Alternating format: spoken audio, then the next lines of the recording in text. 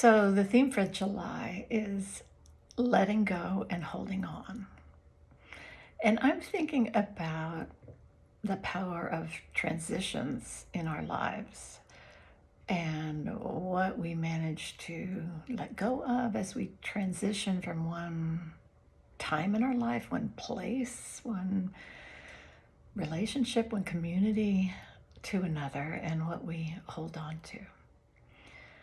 And that is making me think a lot about the power of community and the beauty of friendships.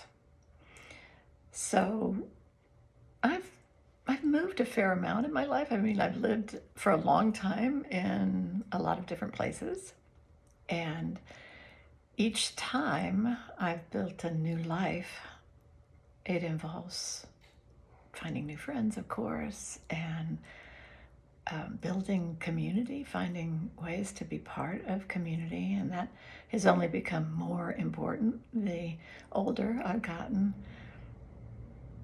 And I'm just thinking about what we carry with us from every relationship we build, every relationship that we attend to, that we give enough attention and intention to that it has the potential for, and it usually does have a deeper meaning and a deeper impact. I'm remembering some friendships back from when I was an actor and how they were really powerful for a time and sweet and exciting because there was all that wonderful feeling of discovering a new person and sharing life together and laughing and weeping and discovering. And sometimes those friendships kind of took and have lasted a lifetime, and sometimes they didn't. But I remember each of those people with gratitude and fondness now, especially if there were troubles and misunderstandings, and that was part of why it didn't last. There's a kind of forgiveness that is sweet, and I hope I'm also the recipient of that forgiveness from other people as well. I love the project of building community, of course. That's one of the main reasons that I'm a parish minister. I believe in it so much, how these different folks can come together, different backgrounds, different personalities, different experiences, different makeups of who we are mentally, emotionally, spiritually, physically, and with a commitment and a covenant, a promise to try to be our best selves together, we can build a community that, oh my gosh, it just has expanded my life many, many, many times over. It's changed my understanding of who we are as human beings. It's deepened my commitment to trying to live authentically and transparently, and to be curious. Really, it's the mission statement of this congregation I serve, curiosity, courage, compassion, those three words: curiosity, courage, compassion. It seems like that's what it takes. And I feel like that applies on the larger scale of community, no matter what the size of community is, and also on the more micro scale of individual one-to-one friendships.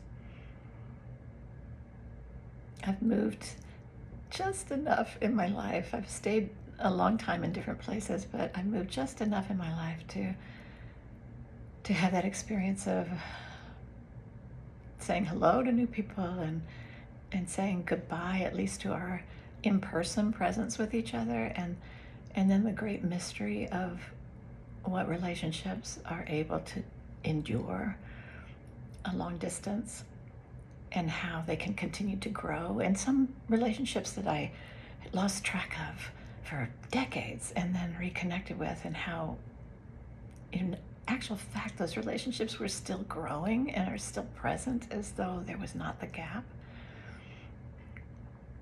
Once again, I'm in this video wanting to talk about something that's really important to me, that is a locus of so much love and passion and intention and attention and growing and learning. And I'm not completely sure where I'm going with it.